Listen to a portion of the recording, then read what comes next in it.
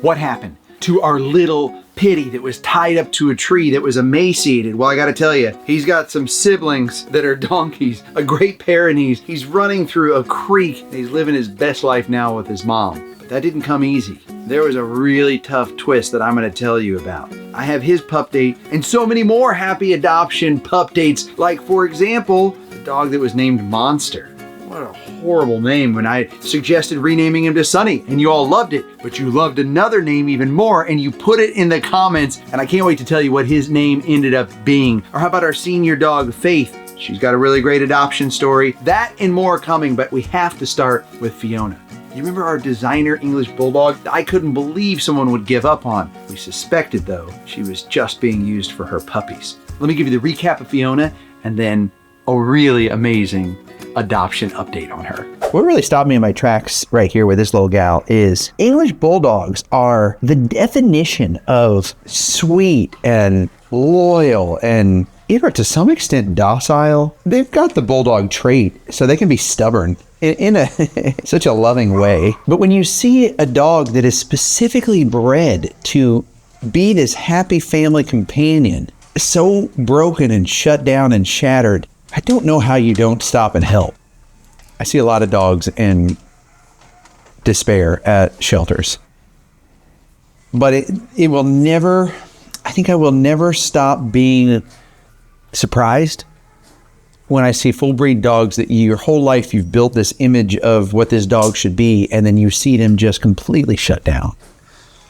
And she may not be completely shut down, but she's sad. I don't want her to be sad.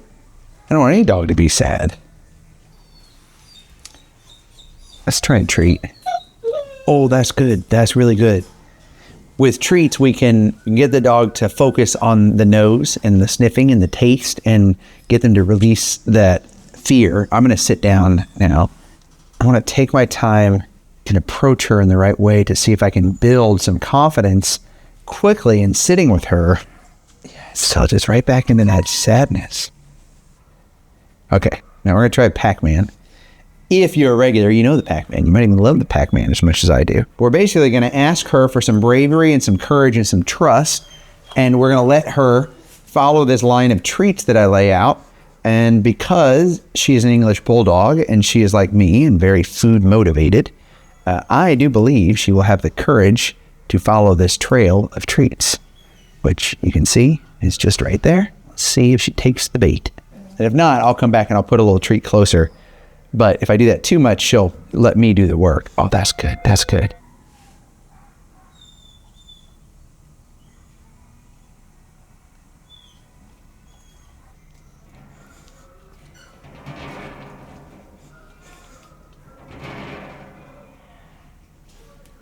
I'll reward her for that. Let's see if she'll take a treat from me. She will. Oh, that's so cute. So, got it? Not completely trusting, but she's willing to give me a shot. Oh, she's going back for him. That's good. There are two all the way up front. I didn't know she'd go for her. Yeah, I'll give you a reward for that. You've done good. Oh my goodness, she is adorable. She's a mama. She's had puppies before. Why don't we do this? Why don't I give them a Flips Farm pup date, and then let's come to her story. Okay, Flips Farm pup date coming to you right now. I want to show Pumpkin walking because I didn't ever know if this would happen, especially with one of our team members, Angelica. Go Angelica, woohoo! Because the fact that he's walking with other people is just a testament to his courage and his bravery. He still has to look around and check sometimes where he's at, and he gets a little worried, but he is gaining confidence and he is willing to walk with people. He gets to explore the farm. What I think is really neat is when we go in the yard area where the little doggy condo is, the Quonset hut, he gets to run around and just be his goofy self. I don't know. I just thought I'd share this with you because it's neat to see his progress. Yeah, so thank you for being interested in Pumpkin and following this journey. And remember, he is available for adoption. I'm looking for someone that is within driving distance of SoCal. So, you know, if you're within a day driving distance or maybe two, just in case something were to go wrong, I could be there to assist, or I could come get him, or whatever it may be. We'd love to just have him within arm's reach. So apply. I will put the link right here, or it's in my bio, or you can just go to rockykanaka.com and search for Pumpkin. Look at this guy walking, Pumpkin. Can you believe it? How great is that? Someone actually asked me the other week, like, can he walk like a normal dog? And I was like, well, yeah. But then I thought, yeah, that's a fair question with how reserved and shut down he is. That's Angelica, who one of our team members that helps with the dogs on the farm. She's doing a fantastic job. As you can see, he's really comfortable with her. And I wanted to give you this Flips Farm Pup Date that Pumpkin walks on a leash like a normal dog, and he gets to walk around the farm. We even let him off leash in the play area by the Quonset hut, the little doggy condo, and he gets to be a normal dog, which is awesome. Now, is he a little reserved at times or a little nervous? Yes, but that's understandable from where he's come to where he's at now. And I think that's okay. And I just want to keep highlighting him because he is available for adoption. So if you think you're the right person to have him in your family, he could be your next family member. Listen, Pumpkin's come a long way, just mentally, physically. It's why this Flips Farm Pup Date is actually brought to you by Sundays, the sponsor of Flips Farm Pup Date, which I think is really important to mention because it's what Pumpkin eats on a regular basis. All of our farm dogs, my dog as well. And it's where you're seeing these physical transformations. And dare I say, the mental transformations too, because you know it, you experience it when you feel healthy. When your diet is healthy, your mental clarity is better, and you're more elastic to being able to learn new things, try new things, be brave. And so I attribute the amazing diet that Sundays has to just that. It's why I twisted Sunday's arm so much to be able to give you guys 50% off. You can't find that discount anywhere. 50% off just to try it because that's how much I believe in it. It's a really high value food. You spend a little bit more, but you get so much more. And in my opinion, you'll save a lot more on vet bills down the line because your dog is eating really healthy. And I know I've said it before, but let me just say it again. Some of the things I love about Sundays is human quality, founded and run by a veterinarian as one of the co-founders, which is great because you know they're putting the dogs first, not sacrificing on ingredients, no synthetic ingredients, no mess to clean up after like some of the other foods you have to deal with. It's just clean, convenient, high quality food that your dog deserves. So go to rockykanaka.com/Sundays and try it for your dog. What do you have to lose? It's fantastic. I'll put the link in the description below. What's her story? Well, they have her estimated at about 3 years old. I could see that. She's very young. Okay, and microchip? Unfortunately, no microchip. This is her 5th day here, so she is available for adoption. She's okay with me petting her? She's available for adoption? And she didn't have any holds or anything? Nope, I think she just became adoption available actually today because it's technically still says holding on her kennel card, but they just need to update it now. Listen, I know people think like, oh, this is a full breed dog, she'll get adopted quickly, but it doesn't always work that way. And people will pay thousands and thousands of dollars. And I don't mean like $1,000 or $2,000. Some of these backyard breeders will convince people that it's such a rare breed dog that this dog is worth $20,000, $40,000. I'm not even kidding. Don't go look it up because then the algorithm will start serving you dogs for sale. But I'm telling you, people will pay crazy amounts of money for what they think is a unique designer dog that just makes my head burn. Because they'll say, oh, well, I got it from a reputable breeder. One, how do you know? Two, yes, one, don't buy from unreputable breeders, but it's not that. It's a supply and demand thing. When you've got dogs like this in shelters that are sad, that are perfectly good, that someone was willing to pay thousands of dollars for, and someone says, well, I went to a reputable breeder, but why? You shouldn't, this one needs you. Okay, tell me more. Sorry, I'm on a rant here. She was found overnight by a Good Samaritan. The finder did post her on social media. Okay, that's good. There was obviously no reply. Right. You know. Yeah, because you'd think someone with this sort of dog would want to just run to find them. Yeah, exactly. When she came to the shelter, they scheduled her immediately for a vet visit. Okay. Because they just noted something was off. Okay. So when she went to the vet, she was diagnosed with a prolapse on her private area. Yep. Thankfully, though, no treatments needed at this time. Okay, great. The vet, however, definitely recommends spay, as that would be the thing that would actually fix that. Yeah. Yep. What I thought of, just hearing and reading that information was, like you said, she could have definitely had puppies, and a prolapse like that actually can be the result of having a rough birth. And from what I know with these types of dogs is that they can have a lot of complications with birthing. It's rough, and I'll tell you why it's rough, because they've been bred into a situation where they shouldn't be having dogs. Like, that's how out of whack it is. And so she had to go through all that. Someone takes her puppies, they sell them, potentially. She's not even warming up to a blanket. Okay, and I'll tell you this too. Sometimes people are like, oh man, you just go right to the negative. How do you know that? You're right, I don't. Could be she came from a loving family and they're on a prolonged vacation and they have no idea that their dog got out. Maybe she was with someone and they passed and she snuck out of the house and she's running around. She doesn't really know what a blanket is, doesn't go on it for comfort. She is really sad, and it doesn't seem like she's sad from being at the shelter. It just seems like this is her state. She's been having puppies.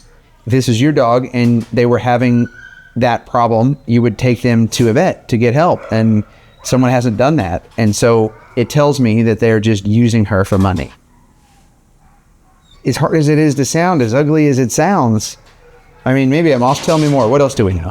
So like I said, vet obviously highly recommends spay, as that would fix that issue. Yeah. But good thing is, obviously, shelter would take care of the spay before she goes home. Amazing spay and neuter clinic right here at Animal Friends of the Valleys, and so that they could do that, and then you'd have a dog someone would pay thousands and thousands of dollars for whatever the adoption fee is and the cost of the spay. Pretty much, yeah. Seems like a good deal to me. Exactly. And so when she went through health check, they did note that she, other than obviously having a dirty coat and classic underbite, she does have flea dirt, scabs, and scarring on her ears. Yeah, so definitely had fleas at one point. Backyard dog, maybe? It's super possible. Would not be surprised whatsoever. And unfortunately, because of course she was found by someone, no owner that we know of, she just doesn't have a name that we know of. We'll have to give her a nickname. Oh, we can come up with a good name for you. I'll pay for her spay. Can we just set that up with the shelter? Pay for the spay? Yeah, let's do it so we can get her in there. Because obviously that it's not comfortable. People all the time get upset. They're like, oh, why don't they just do that or have the vet do it? It just comes down to money and resources, and most shelters don't have a vet on staff. Some do, but not all do. This one doesn't. They have a healthcare team, vet techs often, vet assistants. Vets are in short supply right now. But yeah, let's pay for that, and I'll pay for it. And a lot of times you all want to help out. One of the best ways to do that is supporting the sponsors, because they help us and then we can use those funds to pay for more vets. And so, try Sundays. You get 50% off. The code's in the description. You'll see results like we've seen with our pups at the farm. So that's a great way to help. But no matter what, I'll cover it. I'll pay for this. We'll get her scheduled for that right away. Did you guys think of a good name? We were still brainstorming, but did you have any names? I do. I have one. What is it? Fiona. That's cute. That's cute, right? It is cute. She seems like a Fiona. I'm going to scoop her up here because I can't stay in this sadness if she lets me. If she tells me no, fine. But she's definitely spotting back there, so we're going to do this. But we're just going to go for it here. You're a good girl. She's a good girl, Fiona. Oh my goodness, you're so beefy. You're the beefiest girl. In a good way, Okay. There you go. Okay. Find my treat stick here. Okay, it's a little awkward right now, but we're going to get there. Here you go. Okay, we're not ready at this. Okay. She's probably never been held, and so this is new. She's not trying to get away. Here in a minute, she's definitely hard to hold because she's got such a big barrely chest and belly. Let's do the cranium rub here. Give her a little treat, get some blood flowing. Yeah, the more you dig into the story and just spend the time with the dog, the more you learn. And you realize that, this dog, this breed shouldn't behave this way. And it's because she's never had a chance to be a dog. And I could be wrong. And if I am, Sue me. You know, why? A little jumpy right there. It's okay. I'm going to do a little push and pull. So we'll do a little massage here. That will just kind of stop for a minute. That gives her the chance to just know that she's not forced into that. Okay. And we'll come back. Does that feel good? Because, you know, if this is the first time she's ever been held in a lap and loved like this, you got to give her brain a minute to process it, because it's hard to process anything right there because it just feels good. It's like, I love you, Fiona. You're a good girl. Yeah. You are surrounded by people now who love you, who will be in your corner. We're going to get you all fixed up and ready for adoption. And someone is going to come get the deal of a century, an amazing girl who is pretty and rare and special. We did it. See? We're doing it. We're doing this. First time she's ever been held, for sure. Yeah. You can just tell. You can just feel it in a dog, you know? Oh, that feel good, huh? Yeah.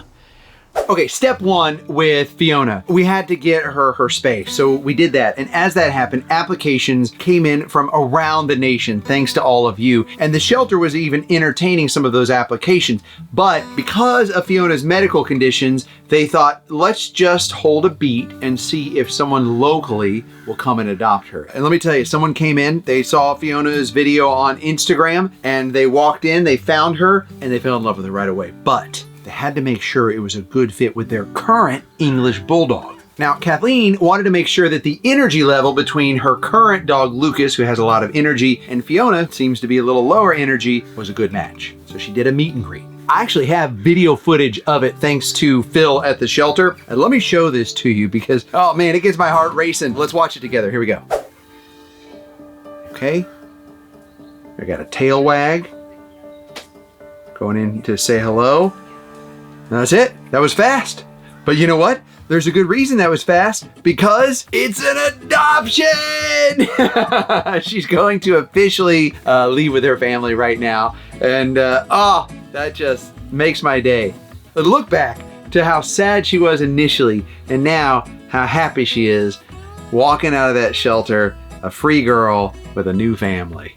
Okay, but how's she doing now? We checked in with Kathleen, and she said fitting her in, it took some time, but she has some really great things to say, and I want to share some of those things with you from our discussion with Kathleen. So I was on Instagram and I saw one of Rocky's videos, and Fiona was being featured in it at the animal shelter. We just saw how cute she was, but looked, you know, super sad to be there. And so we went to go see her that same day that we saw the video, and she was actually in the room with two other dogs, and one of the other dogs was sitting on her head, and we really wanted to get a calm dog for our other dog that's also a rescue. And we're like, well, you can't get much more calm than another dog sitting on one dog's head. And so we were like, this might be like a perfect fit for our other dog, Lucas. Could you imagine having a dog sit on your head and not realize that was the sinker that got you a family? When they did a meet and greet, they got along pretty well. And so we were able to take her home that same day after we did the meet and greet, and it was perfect. Fiona did great on the car ride home. Like, she was a perfect little passenger princess. She just sat in the seat, just looked out the window, wasn't like scared to just like make herself at home in the car, which is much different than our other dogs. So it was like, oh, this is great to have, just like, she likes the cars. This is like perfect. When she first came home with us, she was definitely more timid, a little bit nervous, I think, about new surroundings, new people. So she did stay in the crate that we have. She would voluntarily go in there, like a safe space for her to go and chill and kind of decompress a little bit. But when we would take her outside, we had these rubber balls that my kids would play with, and she would just go crazy zoomies with it. Like, I've never seen such a little dog with such high speeds jumping around attacking this ball. And we have a pretty long backyard, so she was able to really like go for it, just run her little heart out. She feels much more comfortable comfortable and is really happy, I think, to be home with us. She loves to cuddle and sit up with us. And so it's just, she's fit in with the family to just like be our girl dog. I've definitely been reminding my daughters of the 3-3-3 rule, like the 3 days, 3 weeks, 3 months, having that patience and kind of trusting like the process that it's going to take some time, but it's going to be great in the end. Yeah, yes, Kathleen, thank you. I need to take you everywhere with me and just have you remind people of that simple rule. First week or so that we had her, I know she was decompressing, but I noticed that she wouldn't wag her tail as much, but now you can tell it just moves very slowly. It's just like do, do, do, do. But you can tell she's getting more happy and just feeling more comfortable as the tail is beginning to wag a little bit more. Okay, and thank you for keeping her name Fiona. You can, if you adopt a dog, you can change the name to whatever, but I think that name was just so fitting for her. And Kathleen, you, your husband, your entire family, from the bottom of my heart, thank you. I was like tearing up here. It makes me so happy. Fiona is such a sweet girl. I do want to say that Kathleen said Fiona continues to grow and blossom into the happy, bouncing, easygoing pup she was meant to be. Hi. If you see this, as hard as it is, and you don't look away, it's because you have a bigger heart than most people. It is hard to look at a dog in this state. I just set this down right here. I will tell you this. I came in here today with a lot of noise, a lot of chaos, a lot of my problems and my concerns. And I think one of the things about helping animals is that you have to set all of that aside. When you get into a situation like this and you see a dog like this, you very quickly realize that the only thing that matters right now is this dog. For them, they need me, and I need to be present in this moment. Let's start with a treat.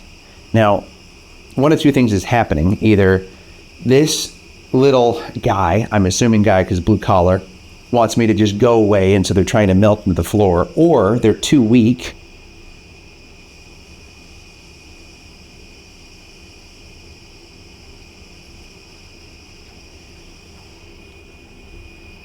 Blast off.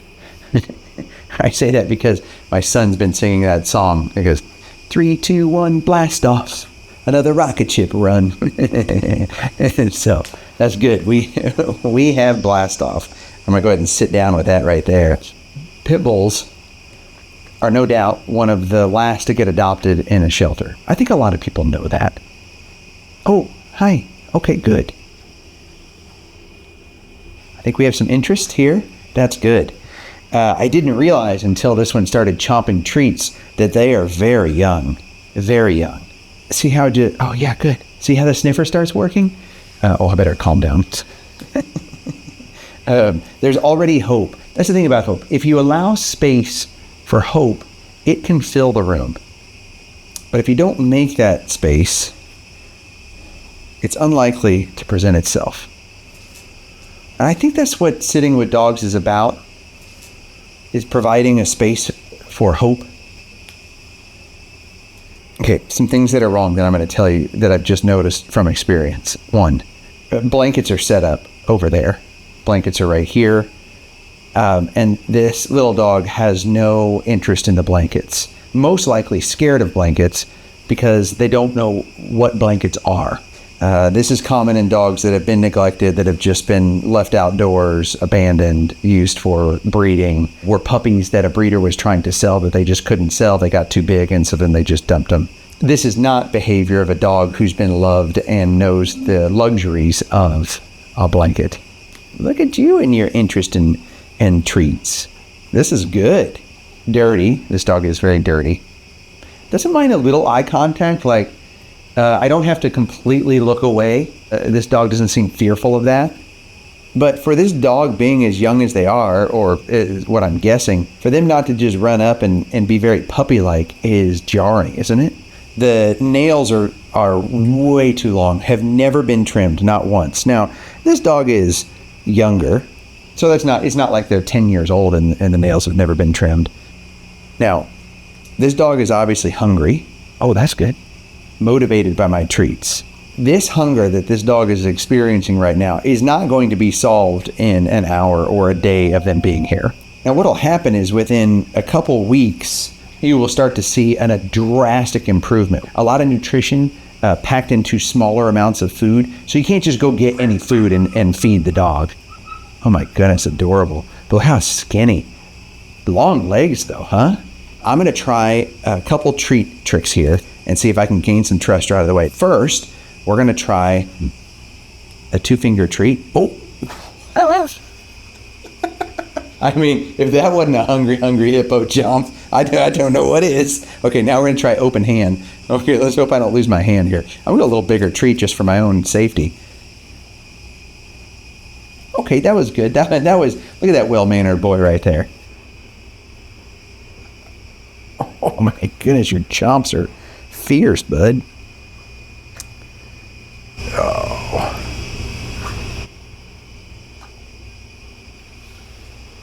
Alexis, what is his story?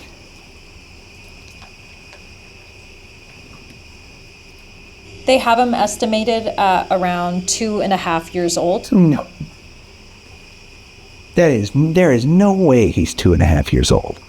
I mean, maybe, like, I guess if I look at his head, I would have guessed, like, 9 months. And you may be right. I mean, this is just based off of their observation, and I'll tell you more details as to maybe why. I can't see his teeth, and, you know, when a dog's emaciated, like, it really throws off the ability to judge. Sometimes they look, you know, they're 2 and they look 10. So the reason why he's inside, he is new. He just came in yesterday. Okay, that's what I was guessing. But he is inside right now already, just because of his, you can see it. He is emaciated. What Alexis means by inside is a lot of times they'll start in the outside area in kennels. The inside are condos. You kind of get upgraded if you need more safety, if you've been here a little longer. So they kind of migrate and take steps up into this area. Typically, a dog doesn't just go straight from intake to right inside, and he is, because they realize the severity of his situation. Exactly. Did they give him a rating? They don't have a rating on him, but they just have him marked as emaciated. I would say he's like a 8 to 9. In severity, right? So shelters are often give dogs, emaciated dogs, kind of ratings, and a 10 is kind of like how is this dog even still alive? I'm going to say 8 because if he's in this condition at his age, he's likely been suffering from this for quite some time. Okay, microchip? No microchip. Okay. He did get found with something, but like I said, he did just come in last night, actually. It looks like the police were called by a Good Samaritan last night around like 10 p.m. because a Good Samaritan found him tethered to a tree right next to like a restaurant and a duck pond. He was just tied to a tree. Oh no.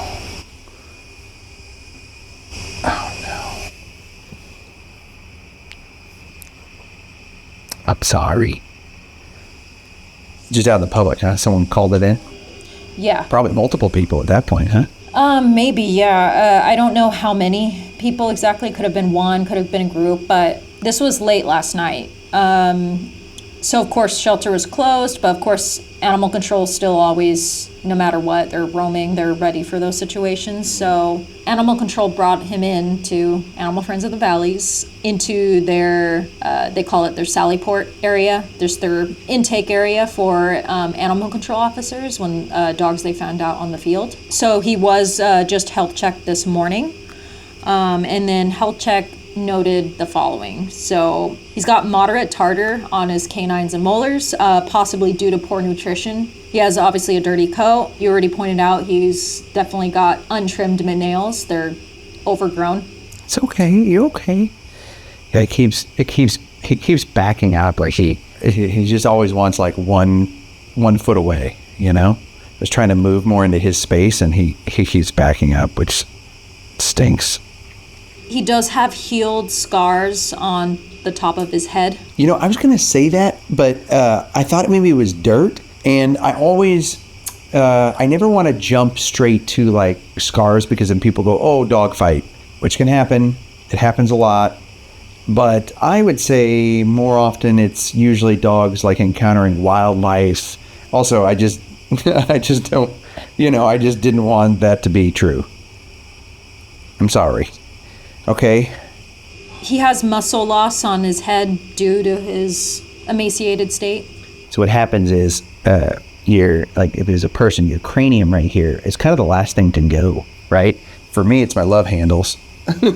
for most anyone else, it's this right here. And when it starts caving in, it's a sign of muscle loss. You'll get muscle loss in your dogs will get it in their hips. They'll start to get hip and knee problems. The knee alignment will go off. When it starts to get that severe, you start to lose clarity and the ability to think and to function. A lot of times it'll just create extreme fatigue or aggression in a dog. If that's the case, I'd probably put them at a 9 then, just go from an 8 to a 9. Because I can kind of see it, but they probably got in there and felt it, and I haven't made that step yet with him. Already, like I mentioned, they don't have a microchip, but we do have the leash that he was tied to the tree with. Oh, let me see it. Okay, we're gonna show him the leash, and the reason we do this is to see if it has a positive or negative connotation. I'm going to stop with the treats because I don't want to associate that with treats. If you, the reaction that should happen is if you get your collar and leash out with your dog, you know the reaction they have. They're happy, they're ready to go. And so if that's the kind of reaction, then that's not a bad thing.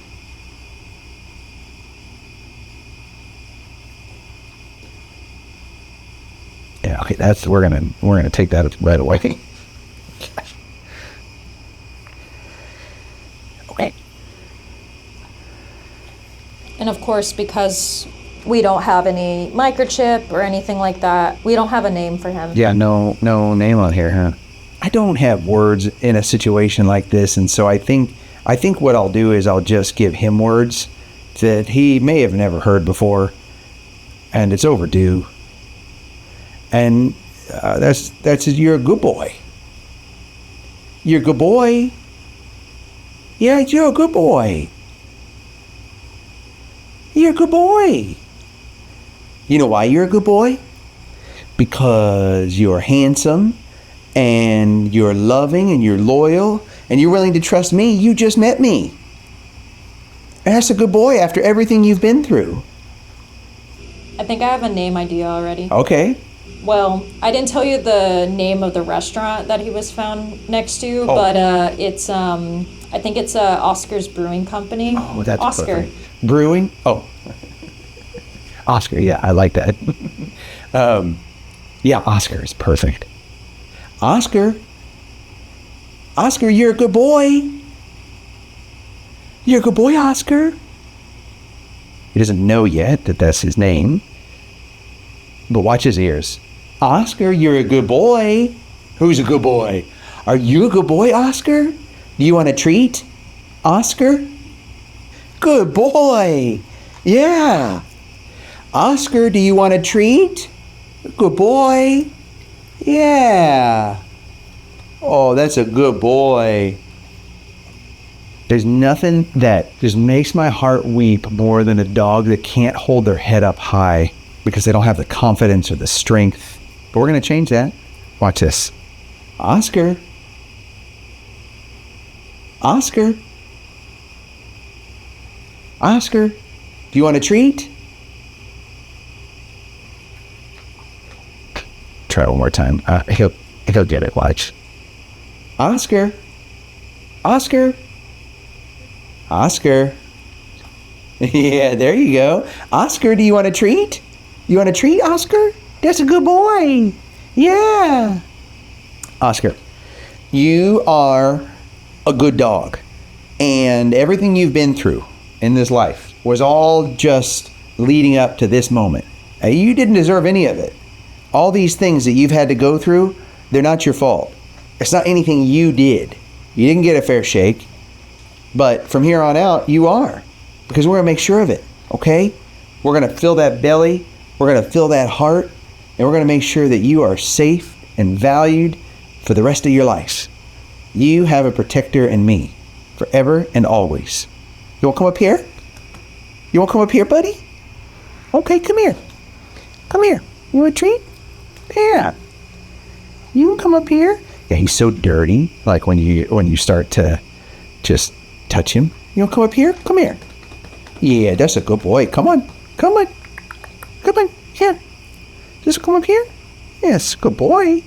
Yeah. Yeah, okay, come on. Oscar, you're a good boy. Yeah, you want to come up here? Come on. Come on. Come on up. Come on up. You need a little cuddle? You need a little love? Huh? It's okay. You can tell me about it. You need a little love? Huh? You want a little love? Yeah, good boy. That's a good boy. Yeah. Oh, that feels good.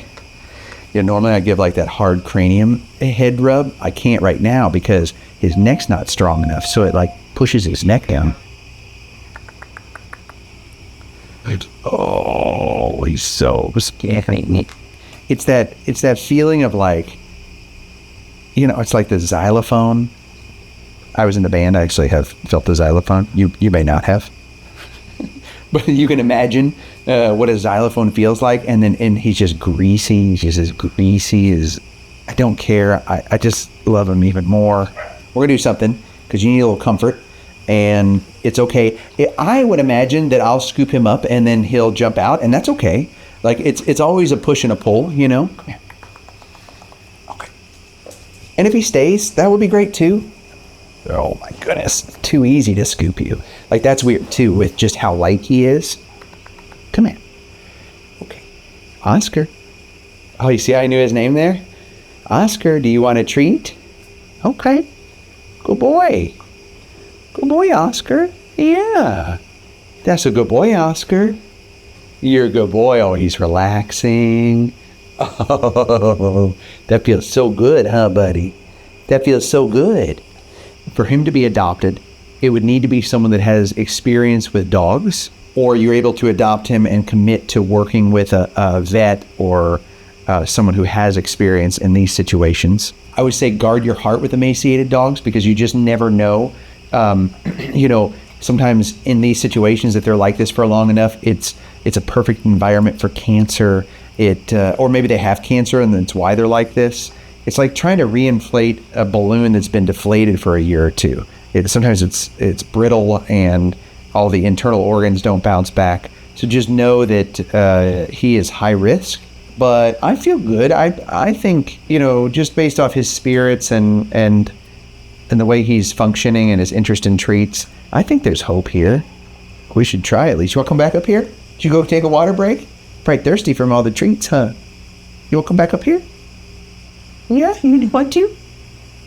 Hi, buddy. Hi. I love you. Oscar, I love you. Yeah, you're a good boy, aren't you? Your treat taking has improved tenfold from the first treat you took from me. I'm very proud of you. You're a very smart boy. Yeah. Okay, but as promised, what happened? What was the twist with Oscar? Well, let me tell you. So many of you had a soft spot in your heart for him just like I did. And someone came to the shelter immediately and adopted him and immediately returned him. I don't ever fault anyone for trying. I just wish sometimes people would give these rescue dogs a little more time. It's not like a vacuum that you just plug in and it works to your liking or it doesn't. And I don't know the full story, and I'm glad he didn't stay in a situation that wasn't a good fit, but it does hurt my heart a little bit because I know every time they come back, it sets them back a little bit. But we're not going to stop there because sometimes things are just meant to be, and that return was meant to be. Because let me tell you, he is now living one of the most amazing lives of any of the dogs we've placed. Michelle, who lives in Canada, reached out after seeing the video, and after the shelter staff spoke with her, it was clear that there could not be a better fit. Not only does she have other pups at home that have been in similar situations like this, but she has a multi-acre scenic ranch and even has experience in transporting dogs from the US to Canada because she's got experience in dog rescue. She even offered to come all the way to the shelter from Canada to take Oscar back with her. Oscar, can you sit? Can you sit? Oh, you're so good. Your all's passion will never cease to stop surprising me. I love dogs and I am so grateful for all of you. And some of you just continue to wow me with how big your heart is. And Michelle is one of those people. Okay, so she traveled back with him. They went through the airport because it was such a long journey. Hi, sweetheart. Are you okay? You're okay, baby. You okay? Look at that. He's looking out the car window like, is this it? Is this my new home? I've never been to Canada before. I've always wanted to go to Canada. Oh, right away, laying his head on the pillow. And the couch is like a second home. From being tied on a tree to lounging on a couch, being in a field. Look at that. Look at that full stride right there. Yes! Yes. I mean, mom's on an ATV. He's getting to run around the farm and explore and be everything a dog should be. Harvey, you good boy? Are you happy boy now? Oh my goodness. This is just, does it get any better? And Michelle renamed Oscar to Harvey. Cute. I'm going to read this. According to Michelle, he's not even remotely the same dog. They're working through a lot of separation anxiety. Well, that's understandable. He's like, please never leave me. This is amazing. And she recognized 100% that that's to be expected after what he's gone through. He met all the animals on their property and all of their other dogs. Is that good, Harvey? Harvey! That's perfect! Harvey and Oscar. She recently went to the cabin to give him his first river experience. Look at that. That's cool. Which he thoroughly enjoyed and has continued to grow stronger both in body and spirit every day in his new forever home. Oscar, Harvey, you hit dog heaven. Michelle, thank you.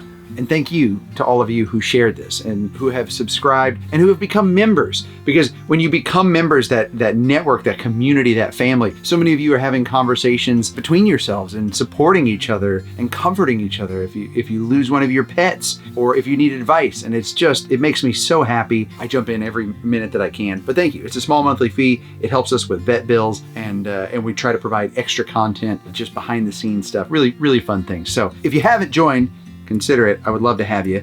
And let's jump right into a refresher on Faith because she has an adoption story that is fantastic. The senior ones, the older dogs, are the first to get passed by at animal shelters.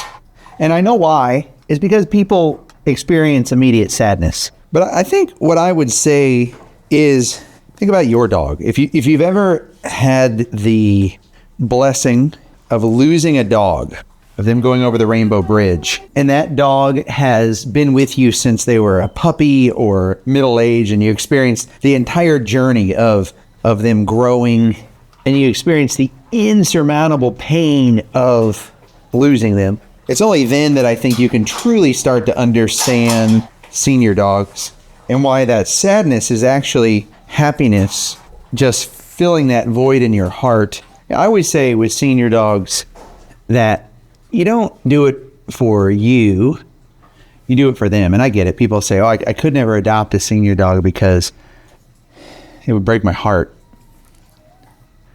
My heart would be broken in a million pieces when I lost them. But I think when you go into it for the dog versus for yourself, you experience a reward like no other. A feeling that is like your arm's been ripped off, but your heart is full. If that makes any sense. It's kind of like when you give to just give, or love to just love, with expecting nothing in return. When you do that for a senior dog and you welcome them into your home and your family and you open your heart, there is a reward that just of joy that will fill your body like no other. When you truly do it for them. When I see a senior dog alone and scared and trembling and unsure of why they're in a shelter, I have to stop and I have to help. Because they've truly lost their voice and they've truly lost their way and they've dedicated their entire life to giving unconditional love, and now they're not getting that in return. Okay, let's start with a treat to see if we can replace some of that fear with affection. There we go, that worked. That's a good thing. Okay, I'm going to sit down. I mean, certainly this dog just came in. But I also think with this one, there's a story. And I'm going to see if we can help. Because the reason I'm here, what we're doing right now with this dog is not wanting to wallow in the sadness or whatever went wrong. But it's to be here and show love in this moment. And hopefully, if we can catch a dog like this in their deepest, darkest moments, they can believe again and love and trust again, because they know that there are people out there that care, like me, like you. And I will also say that this dog is so pretty. I don't know if you can see from the front. I'm trying to sneak some looks in the back, especially because I'm going to say she got a pink collar on. It's almost like a brindle where the darker colors are, and then a white, husky mix of some sort, but such a pretty dog.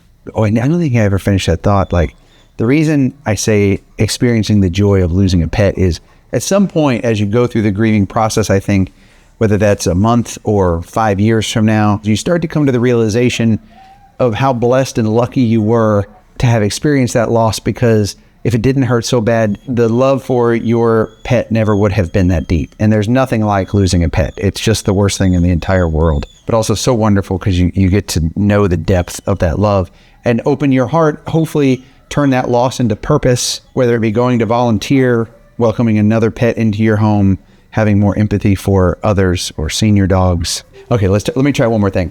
I'm going to try the paw touch to start introducing some touch and see how she reacts to this. I'm going to put it in my hand, and then we're just going to sneakily put my hand on her paw. Just leave it there for a minute. That's good. Oh, we could get to the scoop here, guys. Okay, but before we get there, Alexis, what is her story?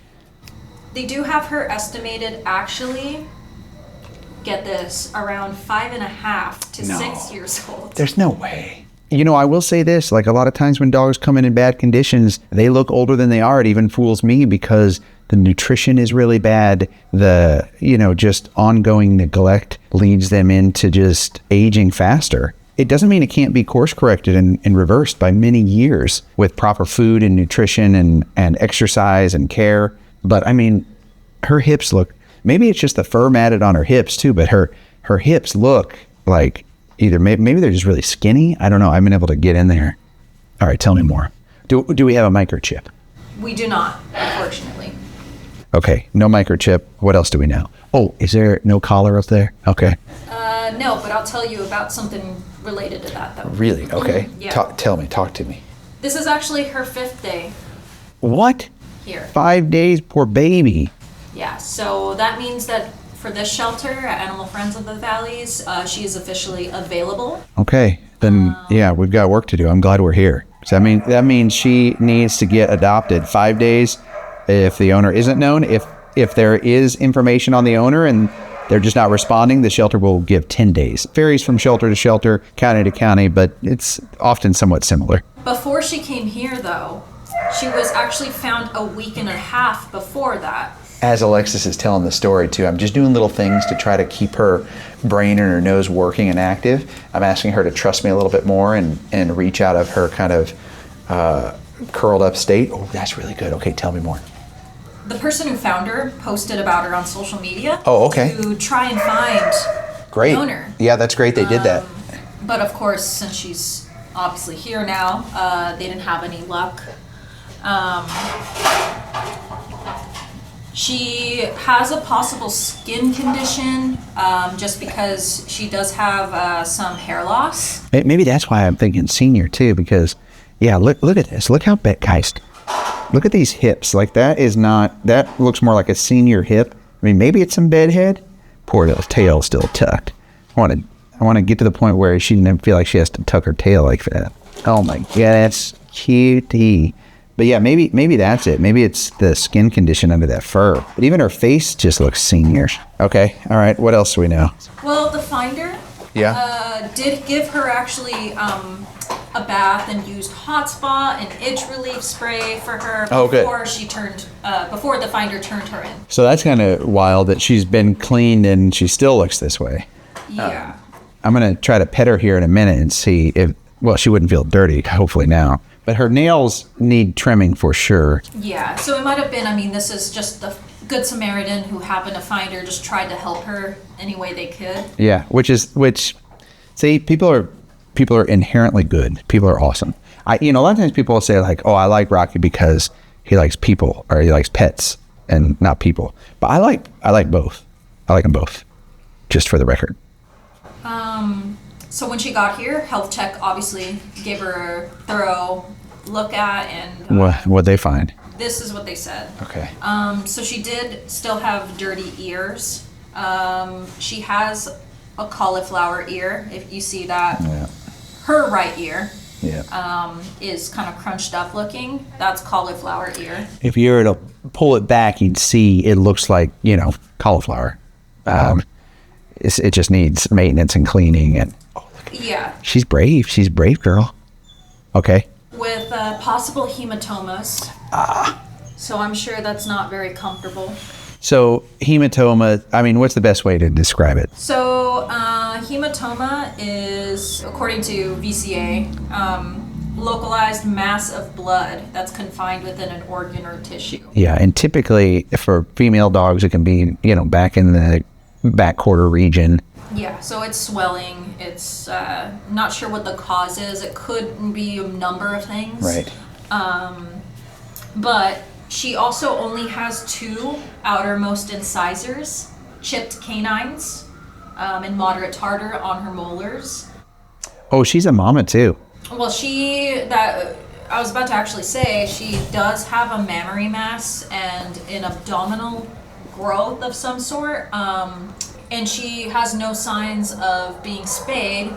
So, as you may know, that unfortunately with dogs who are intact, who haven't been spayed, they're more prone to kind of just these growths and whatnot from their mammaries. They are treating her here, though, for the hair loss. So she's been on meds for those. That's good.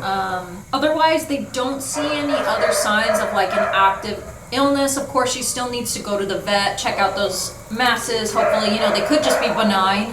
They're just growths, maybe. I noticed she has a note on her kennel card. I'm gonna grab it for you. Yeah, let me read that real quick. But I thought it was interesting that they put this in all caps on her kennel card. Yeah, I don't know if I've ever seen that before. I want to say the reason why they put that on her kennel card is because of the way she just looks on the outside. They probably just think, combined with her nervous behavior, that she's like disease-ridden and just... Is not sick, which is funny. I didn't think she was sick, but I thought she was old, which, it's funny how like your eyes can just put things together pretty quickly to go, hey, something isn't normal there, whether that's a senior dog that needs extra help or it's a sick dog. She had many teeth. The good thing is she's still got some, so like she can still chew and things, but I don't think she's going to be working on a big old dog bone or anything. Let me see if I can show everyone. Yeah, she didn't have a full set.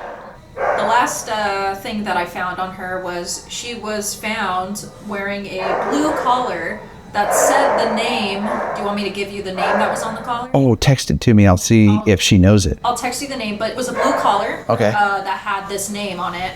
But the reason why it's not here is because it was dirty and falling apart, so they threw it away. So we probably have to make a decision here when you see the name on if we keep it or if we give her a new one. Okay, what else? That was all that I found. She is available now. Just needs someone who's going to be patient with her and work with her.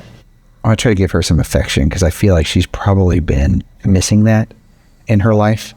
And the fear that was in her when I approached her kennel initially just sends shivers through my spine, and I want us to break through that.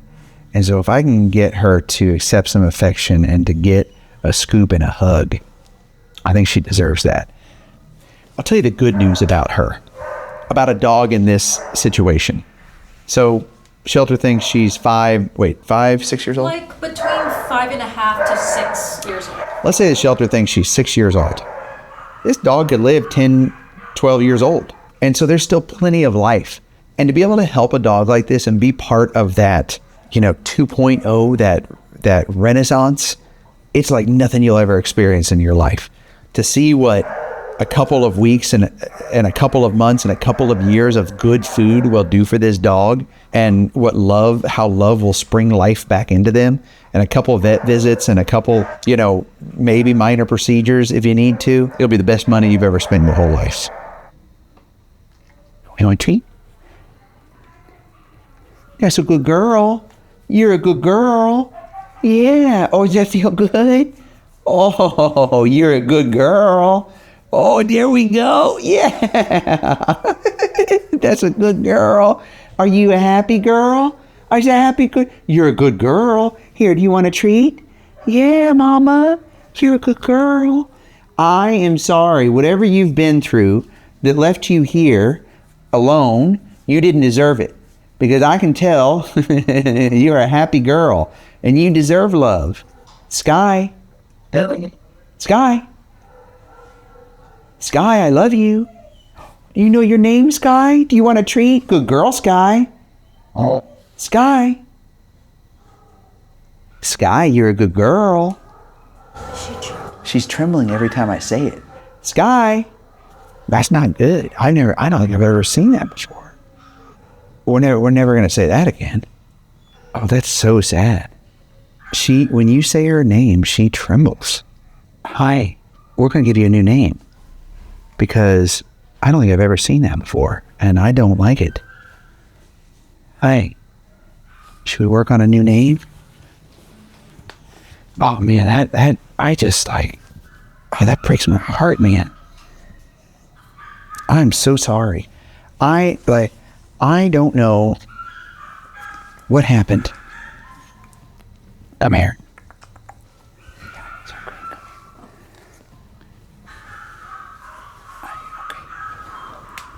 I don't know what happened to you, but you didn't deserve it. And I promise you, from here on forward, we're going to make sure you don't ever tremble when you hear your name again. I am so glad that I am here today, because you just never know the impact that you're going to have or what you're going to discover. And for someone to have gone through something so traumatic that when you say their name, it sends shivers through their body. No dog, no one ever deserves that. I mean, maybe it's a male saying her name. If you've ever had that experience where someone says your name and it just like, you just go, man, stop saying my name. All right, so we got to come up with a name that's something that she can really blossom into. What about Faith? Have we done a Faith? No, we've never done a Faith. We've done a Faith? I thought we did do a Faith. Doesn't matter. Don't you think she'd be a great Faith? Okay. I feel like she's a Faith. Faith, you're a good girl. You're a good girl, Faith. Yeah. Oh, that's the right reaction. Okay, that's a good girl, Faith. Faith, I am sorry that you had to go through that. You will never have to go through that again. From here on out, you are Faith, and you are loved, and you are cherished, and your loyalty and love will be matched in return. Her cute little eyes, they're like squinty, are so cute. And now, like, look, she's totally relaxed. Her paws are relaxed. Faith's getting all kinds of treats. Yeah, you're a good girl, and she's not shaking anymore. Amazing what a little love in the moment, just being present in the moment will do. Okay, you want the big one? You can have it. Yeah, you want the whole thing? I'll hold it for you. You have all the treats you want, Faith. It always concerns me with older dogs, will they get adopted? And when the shelter really spent some time with her, we had noted that there were some things wrong with her, but they actually found some masses. The shelter, thankfully, was able to remove those. Thank you, Animal Friends of the Valleys. You're amazing. So many of you, though, were reaching out saying, I would love to adopt her. And you know what? The Animal Friends of the Valley team jumped into action. Phil got to work and said, okay, how can we help Faith get to an awesome home? Because Kathy, I hope you're watching, all the way in Queens, New York, said, I have to figure out how to help Faith. She recently lost her best friend, a pup, who was also a husky. And she just thought this was it. This is how she could give back. And some of the huskies she was seeing, it just didn't feel right until she saw Faith in the video. And she just knew in that moment. And I know that feeling. Okay, so I gotta tell you, Phil pulled all this together, Alexis helped, and they got up they started at 2:15 a.m. So basically they didn't sleep at night because they probably headed to the shelter at, 1 a.m. And they got her on her flight. What I love is how much of a trooper she was. Look at this. Where are we going today? We're going to New York? It's very early, huh? But you're going on a big journey. You're gonna go meet your mom, and she's really waiting to see you. She can't wait. It's like she knew. Here you go, miss. It's time to go potty in your little fenced area here. Next stop, New York City. New York City. Look at her. It's so pretty. And her little handkerchief, little scarf.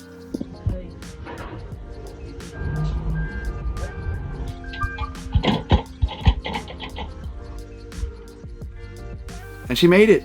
She made it, and she's doing great. We actually had a minute to catch up with Kathy and just ask some questions on how she was doing. Here's what she had to say. Well, I had my Siberian Husky who was between 16 and 17 years old. And we used to watch Rocky Kanaka together. And she's my beloved dog. She was my soul dog. And I feel like she brought faith to me. So when I was watching her story, I just knew that she was meant to be. I called right away. And I was accepted, and I'm so happy, and she brings me so much happiness, and she is wonderful. She is just absolutely a joy. So she flew in from California, from Animal Friends of the Valley, to JFK Airport, and I picked her up, and right away, it was like she knew she was home. I took her out of the carrier, and she sat in my lap for the ride home, and it's as if she already knew that she was home. I think she's a lot more confident. She goes to the dog park almost every other day. She has plenty of dog friends here in Jacksonville, Florida, and in New York. She gets along great. She still has a lot of separation anxiety, so she does not like to be left alone at all. I just feel like we just connected right away. There was something there. Like I said, I feel like it's from my dog Bo that brought her to me. And when I heard her name Faith, I kept her name for that reason. I just feel it's so fitting for her. I saw how she was shaking, and I knew she needed a home. I just knew that I would give her everything that I possibly could. I think she right away felt at ease, and I think she pretty much does feel at ease, except for the separation. She does not like to be on her own still. She's doing well as far as her coat's concerned. I've given her a couple of baths. She's very easy to bathe. She actually seemed to have enjoyed it. She actually went halfway swimming in the pond the other day, but as far as her coat, it seems to have grown in nicely. She's a good eater. She loves to eat. I noticed with her teeth also, I don't give her too much hard food. It's mostly soft because she doesn't have her front teeth. She's so happy. She's always happy. She's always wagging her tail. Oh, and one of the favorite memories is if I do happen to go outside, she does know how to open the shade. I have shutters, and she does know how to open them. And she sits in the window, and she howls as if to say, hey, I'm still inside, you're outside. I work 3 days a week. I'm a nurse. And when she would see me put on my uniform, it's like she knew she was going to go with her dog sitter and her dog friends. She's very smart, but I would tell anybody that just be patient. You know, they usually do take time. She's my second shelter dog. My first dog was a shelter dog as well. And I just think they're the best. Hi, Faith. That's your first friend. It's a pleasure taking care of her. She's bringing me so much happiness, and I hope I'm doing the same for her. And, you know, I hope I'm giving her a good life, which is what I wanted to do. I do a lot of volunteer work and stuff, and I've come across many dogs. And I don't know, it just didn't feel right. When I saw her, I just knew it felt right. I just knew it was right. Oh, I'm looking forward to her growing old and possibly having a couple siblings down the line, because she really does well with others. I can't keep tearing up on these guys. Like, this makes me so happy. Kathy, thank you.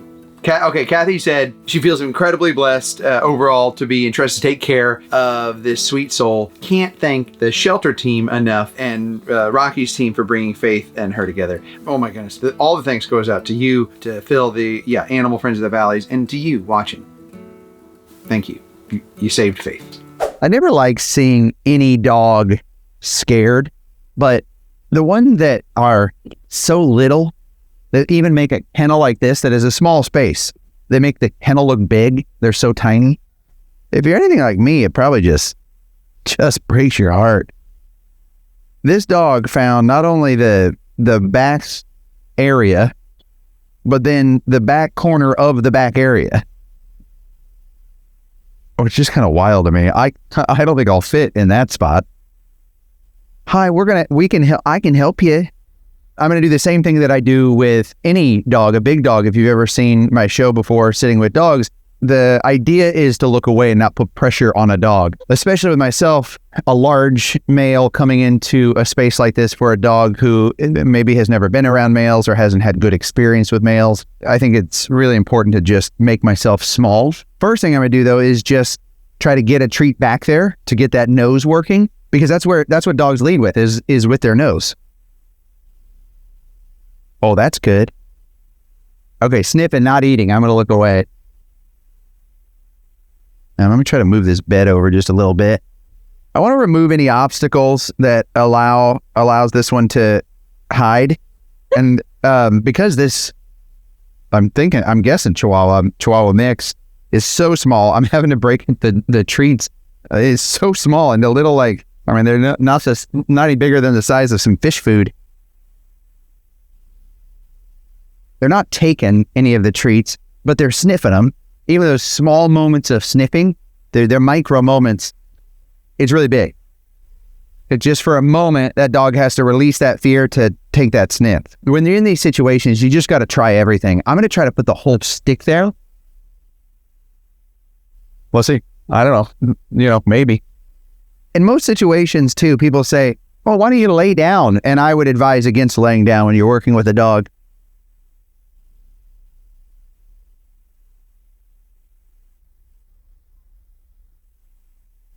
At least there was like sniffing and bumping of the treat up.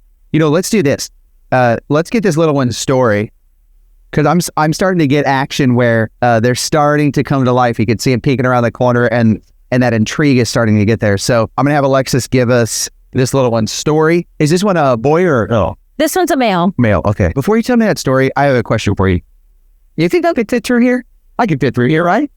I think so. I've been losing a couple LBs. I've been going running more. Like, I'm going to try, because curiosity is not winning here like I was hoping it would. So I'm going to try to squeeze myself back in there. Can I hand you this bed? Yeah. Oh, look, that's smart for the little ones. They take the legs off, so it's just a low rider. There's no like bite concern or anything, is there? No. Not anything like that. Oh, hi. Hold on. We might have some movement. Okay, yeah, let me try to get in then. Yeah. Oh my gosh. Guys, the things we do. Okay, here we go.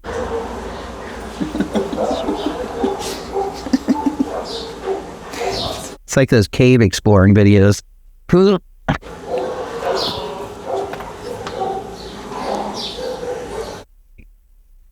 my gosh, this is ridiculous.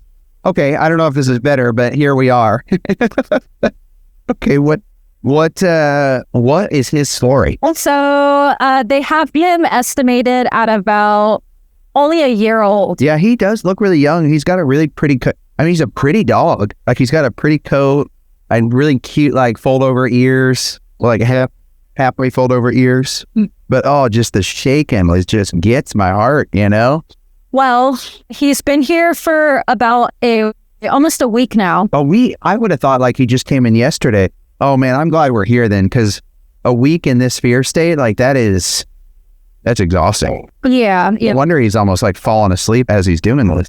So he's actually from a large group of dogs that are like him. Is that one right next door related to him? Because I saw one that was really cute in a little sweatshirt. It's possible. It's a group of Chihuahua or like Terrier, smaller dog mixes. It happens a lot, because especially with smaller dogs and like collecting situations, I bet, you tell me the story, but I bet that's what's going to be, hoarding or collecting or whatever, because it's just easier. Obviously, it's easier to collect, 10, 20 Chihuahuas than it is 20 Mastiffs. Exactly. So yeah, he's actually part of a larger group of about anywhere from 20 to 25 dogs. Okay, I called it, man. Not in a good way, but... Well, the story is that a Good Samaritan near the shelter wanted to help stray dogs. Okay. And actually just people in the community knew they were known for that and would bring dogs. Their dog? No. To help. Okay. It got to obviously a point where it became unmanageable and unrealistic. So the shelter here, Chula Vista, has been helping this Good Samaritan, working with them to provide resources and also take dogs off of their hands. So they're kind of doing a split situation where they're allowing them to keep a certain amount of dogs. Yep. But over time, they're actually helping reduce that amount. Reducing the amount down. So it's been a really good, beneficial relationship for the dog's health and everything. Yeah. That's really great. A lot of municipalities, shelters, whatever it may be, would just go in and take all the dogs because you're over the limit and the dogs aren't doing so great. This is bad. We're going to take all of them. So this is a really great situation where they're working with this individual that was likely trying to do the right thing. And I know firsthand how fast it can spin out of control. I always feel out of control. The more help that I give, the more help that is needed. And that creates that spiraling out of control feel. So I have empathy for this person. Absolutely. Okay, what else do we know? So no microchip probably if they're just coming. No, just stray, no microchip, no collar. And because we're so close to the border, it's very likely that this dog could have been from Mexico. Tijuana has a lot of dogs coming across the border and just doesn't have all the proper vaccines, spay and neuter, microchipping, and we know where the dog came from, so that's good, but we don't know where the dog came from before where they came from necessarily. Yeah, so what do we think we're getting such a fear state? You think it's just this shelter, or do you think the dog's not that old, so it's not like this individual had this dog for a long period of time, so it's probably just the fear of the shelter environment, which is understandable. Yeah, and what's interesting too is the shelter here actually placed this pup on anti-anxiety meds. Oh, really? Because of how bad anxiety, stress is. That's great they did that, but he's on them right now? It looks like he has been on them. I don't know if he's on currently, but he does have a sign outside of his kennel that he has been given to that. That's really great. I appreciate the shelter doing that. Most shelters don't have the budget or the resource of the time. It's not helping very much, so. Yeah, I don't know if he's currently. It could be that they did have him on it. Maybe. No, but I've had to put some dogs on that before too, and it doesn't always. It helps, right? Like if the other way, what happens sometimes if they're not on that medication is they start to go into self-harm unintentionally. So they'll jerk around, they'll jump around, they'll have tendencies where they'll get, what's it called? Where they dig with their nose in the kennel. Kennel nose. They'll lash on leashes. And so I've seen dogs do that to themselves and harm themselves. So this is probably actually a really good. That also makes me a little more comfortable because this dog's on that medication, to just work to help a little bit more. I just want to show you guys what I'm seeing. Hi, we're going to try some positive affirmations. That might really help too. Right. Oh, I just want to pick you up and hold you and let you know it's going to be okay. Do we know what other siblings are in? Are there any more we could go visit? Yes, yes, we do have another one. Okay, let's go find another one after this. The one next door, if they're a sibling, they seem to be okay. Like they're running up to the front of the kennel, got a nice cozy little outfit on. I haven't seen the other ones, but it seems, he's probably the worst, huh? He's one of the worst. One of, okay. All right. So, stay tuned. We'll go find one of his siblings here. Or maybe not siblings, but one that he came in. Just from the same home, yeah. Chihuahua? Also a Chihuahua mix. And then we, of course, no microchip, no collar. We don't have a name, so we'll need to give him a nickname. Okay, bud. I think we got this figured out. Okay, I'm going to put the treats away. I'm going to slide my hand over here. Okay, is that okay? Little paw touch. Hi. Yeah, let's work on a name too, because then I want to incorporate the name with the positive affirmations. What do you guys think of Archer? Archer? Yeah. I like that. I don't have any reason for it. Sometimes a name just jumps out. Yeah, I think it's just his ears, and he's a handsome boy. He looks like an archer. Archer's a good. He's young. A lot of the younger kids nowadays are named Archer. I think it's a pretty cool name. Okay, we go to that? Yeah, Archer. He's Archer. You're a good boy. You're a good boy. Hi, you're a good boy. I just want you guys to see what I'm seeing here because he is so adorable. Hi, you're a good boy, Archer.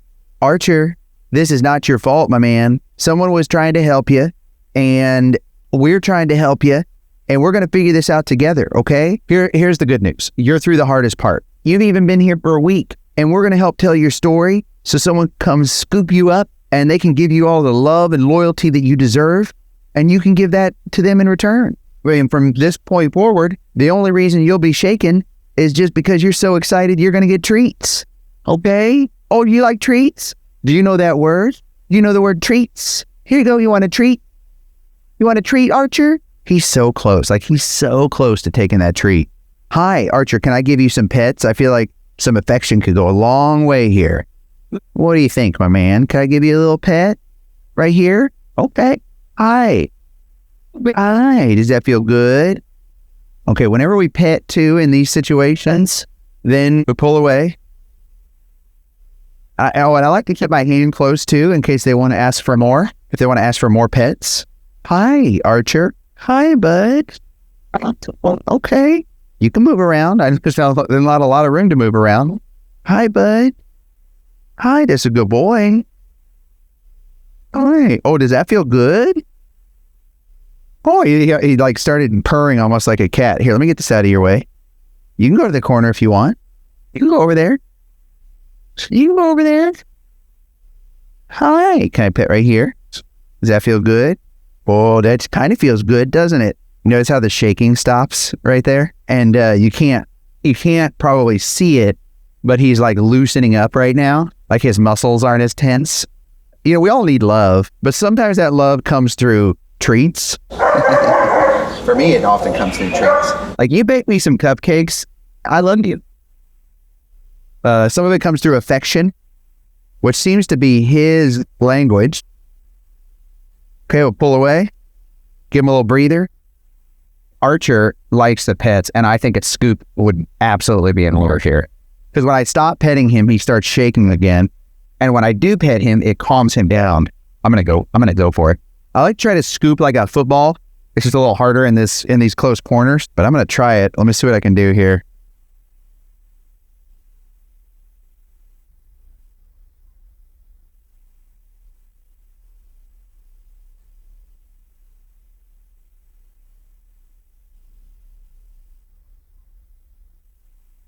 I do compression and then I release just in case they're really uncomfortable and they want to jet. But he looks like he's lounging. And likely this is what I should have done from the get-go, but you don't know until you exhaust all the other options, and you don't want to start with this in case this is their biggest fear and then you just inject more terror into them. But Archer, you got the scoop, buddy. You're a good boy, Archer. Archer, you're a good boy. We're going to get through this together, buddy. I cannot wait for everyone to see your adorable lounging. I mean, look at that. What a cool dude. I knew Archer would be a fitting name. Hi, bud. Hi. Archer, who knew all you needed was the scoop? Hi, bud. He's so adorable. He's just like melting. He's not shaking. You good boy, Archer. You good boy. Yes. Oh, let's try a treat now. You want a treat now? Is there treats? So, oh, we got the tongue rolled in. Where? Here, I'll put it right here. He's available for adoption now, right? Immediately when he came in. I believe so now, yes. He's neutered? Or he will get neutered? He will get neutered, yeah. Okay. Oh, he's shaking. Let me put some compression on him. It works. He loves it. He stopped shaking from it. It's pretty funny. I wish I could just stay all day with him. That's why we need more volunteers, right? So that you guys can do this stuff too. Because the staff, they've got to get in here. They've got to clean. They've got to, get the dogs checked in, do all the medical items. So they don't have the time to come sit for hours with each dog. So, but you could help with that. You could do that. You could do what I'm doing.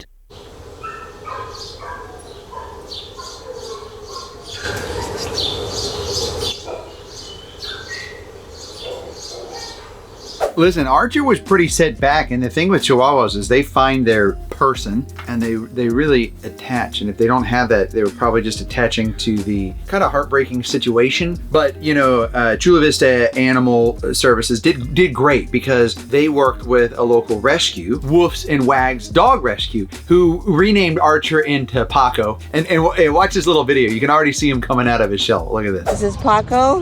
He's chilling with one of our volunteers, Ruby. Paco! Paco, can you say hi to the camera? I'm looking for my... they're having fun with him. But they said not only did he come out of his shell, he was good with kids. They integrated him with other dogs at the rescue, and he was great with that. And they even took a road trip with him to do an adoption event. And guess what? At that adoption event, he got adopted. Yay! Paco's new family. Someone adopted him there on the spot, and he is now living happily ever after. Okay, but what about Matteo? Because a lot of these dogs seemed bonded. Remember Matteo? I'll give you his story and then the update on Matteo. Hi. Yeah, you look similar, but I don't feel like you're related, but it seems like you've been through the same condition. And this happens a lot in like almost hoarding like situations where there's just a lot of dogs and none of them can receive any sort of individualization. And they don't get the proper socialization. So it's not uncommon. And also, you know, with the Chihuahua breed, this is a fairly common trait. But again, when you approach a dog, you want to approach them to give them the space to approach you if they'd like. You know, this dog is still in that state of fear, of trauma. So that may or may not happen, but we want to give them that opportunity because if they get to come and investigate, it's just so much better of a situation. All right. Fingers crossed on this one's friend. I'm saying friend instead of sibling because I don't know if they're related. Their friend did not want a treat. Oh, the sniffer's working. Try not to look, but oh, this one's getting close. Oh yeah. I don't know. Can you hear that chomping in the camera? I can hear it. I don't even have to see. That's really good. Okay. We have an in here. What I love about this is this one was shut down likely more so even than the other one. But we're getting more taking to the treat. So we might see a little more of a turnaround. I'd love to just go, I'll just scoop this one up like I did with the last one, but I don't want to apply, every dog is a person, right? They're an individual just like us. And so I don't want to apply what I learned from the previous Chihuahua to this one because they're not the same. Even if they were siblings, they're not the same. If I can use treats here to get this one to let curiosity lead the way and break that fear from their brain because they're working their nose and they're working their ears, their eyes after their nose, even just that chewing, that chewing helps release so much tension in their body. Dogs were just built to chew. And so it just helps so much. I don't know if you can hear it, but it's really satisfying. Whereas like, if like one of my siblings were chewing like that, I would get up and walk off the table. Oh, so cute. I just want to show you what I'm seeing here, how adorable these little treat bites are. Watch this. I got to make them like that is too big. I have to make it even smaller. Look at this. It's like micro treat.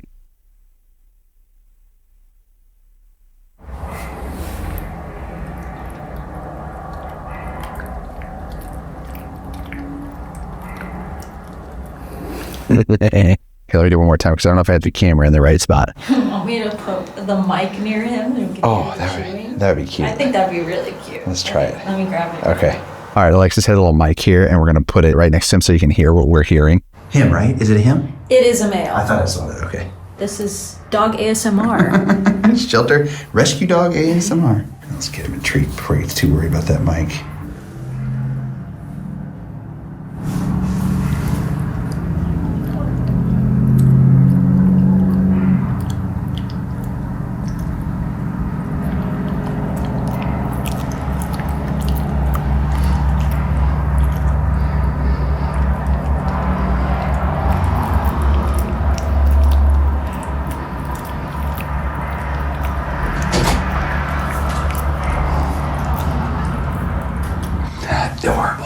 If you're thinking like, why didn't the shelter keep all these dogs together? In some situations, it's really helpful. In other situations, it can be not harmful, but it can allow these dogs to not progress because they rely on each other and they all, especially like dogs who have come from groups or hoarding situation. Not saying that this was a hoarding situation, but when they come from groups, they'll all just pile up together in the corner and use themselves for safety and security and comfort, which is understandable, but then they never break out of that. And it's hard to really individualize them and help get comfortable in their space and get the chance to acclimate. They often won't go to sleep because they're all just making each other nervous. So as long as it's not painful for the dog, where you can see them just in agony from being separated from another dog, you usually see them barking or clawing at the door trying to get to the other dog, which signifies kind of a bonded pair, then this is a good way to just hit the reset button, let everyone decompress, and then later it may make sense to bring some of them back together. But just in case you were wondering, because I know that's a common question, like why not put all these babies back together? You're almost falling out of your bed. I'm just going to move it a little bit here, okay? There you go. Is that better? He's like almost falling back into the wall, so I just adjusted his bed a little. And here, I'm going to try to give you a little treat. Let's see if you'll take one from my hand. Here you go. There you go. Oh, no, I don't think he almost took it. I need to make him really small. He's got discerning requirements with treat size. In all fairness, he is probably like 7 pounds. That's kind of wild, huh? My foot likely weighs more than he does. See that sniffer working? That's good. That's good. Here, I'm going to rub some treats on there. Get that smell on there. That's too big, isn't it? I'm going to break it down. Okay, so what is his story? Is it the exact same as the other one? Yeah, it's same situation. But I will say that this guy is 3 years old, so he's a little bit older than Archer. And then he has, they have a rating, or how do I explain it? They have a kind of a behavioral ranking that they do here at the shelter. Okay, when you said rating, I was like, oh yeah, he's a 10 out of 10. Oh yeah, no, he would be an absolute 10 out of 10. But this is more for the behavioral for Chula Vista here. So they were saying that what they call the safer number is 0. Which means that they really need to prioritize working with him a lot more than some of the other pups here that might be just really, wagging tails up at the front of the kennel. He's deemed as a safer 0, so it means he needs the help. He's eating the treats too. He's like hiding them in his bed. Okay, so they do a rating, 0 being the worst as far as, or like... It's like they really need to take more time with the dog, and also that means that they have to make sure that whoever's interested in potentially adopting him as he is right now, they just want to make sure that they're matching him with the right family that will be patient with him, as obviously the other dogs here, but especially him, just with the way he's acting. That makes sense. But yeah, so once they're, maybe even after today, they'll be able to actually give him more of a rating with, it goes from A to C. So hopefully they'll get him at least at a C, where he's a little bit more comfortable walking around and stuff. Oh, yeah. And from there, see who's interested, or, they'll spend more time and he'll get an A. Yeah. Yeah, let's get him to a C right today. I mean, hey, I'm a across the board C student, so it's not always the worst thing. It's passing. Yeah, it's improving. We'll need to give him a nickname. Okay, we can come up with a name. I mean, we're doing like cool names, maybe something to accompany Archer. Yeah. Google. Here's what we do to like stay trendy within cool boy young names. Google top 10 male baby names. Okay, while you're looking that up, I have something unique that I'm going to do with this guy that gives me a little confidence that I can move a little faster on the scoop. This mainly works with small dogs. I am going to use the bed to help assist in the scoop, and it just provides an extra layer of comfort. And I'll put the bed here, and if he wants to jump off, he can jump off. But I don't know if he's ready yet for affection. Before we do that, let's try some petting. He's sniffing me, which is really good. He's done that a couple times now. See if he'll let me pet his little head. Oh, he does. He's got a little bit of an apple head, I think. My Chihuahua lovers will let me know exactly what he is. Here, let me just focus here on him. Okay, so let's try the scoop with an extra layer of security and comfort. Hey, Co, how's that? Oh, he's hiding. Hey, you want to sniff me? I see why the 0 rating, because he is definitely behaviorally just trying to disappear. I'll show you what he's doing in the bed here. He's using the donut bed as almost like a kennel or a cave to try to hide in. Hi. It's okay. Him sniffing me is a really good thing. Hi. Hopefully he can smell the other dog on me. I did go wash my hands, but certainly there's got to be some of that scent left on my arms and shirt. So I do think that probably helps because there's just a familiar scent. But you see how he's hiding? This is why I didn't go in for just the scoop alone and use the bed, so he could just use that bed as some comfort. But that just breaks my heart. What are some boy names that you found? Saw Elijah. Okay. Eli? Matteo. Mateo's really cool right now for sure. Should we do Matteo? Archer and Matteo? Sure. Let's do that. Two cool dudes. We're giving them the confidence they need. They're just cool, you know? They're going to come out of their shell. They're just little guys right now. Top 10 popular baby names. I don't know if Archer was in there. It probably is. Is it in there? In the top 10, the one you looked up? No, it wasn't. Shoot. But I know it's a cool, it's a cool name. Just a cool name in general. Yeah. Hi. Oh, he keeps hiding. Listen, if you want to adopt a dog and you're just like, I just want a dog, I want a family dog, a happy dog, there are plenty of those dogs to be adopted. They run up to the front of the shelter, you can see them, they're great. If you have it in you to be able to give a dog some space and some time and patience, and you're willing to kind of check your own emotions at the door and accept rejection, then a dog like this, it's just so rewarding, because when you get to see them come out of this state slowly over the time, you will look back in your picture book on your phone if you took pictures of them, and you will go, what a different dog. Like you want to tell everyone your story, because it's almost unbelievable the transformation they can make with time and with love and confidence. Hi.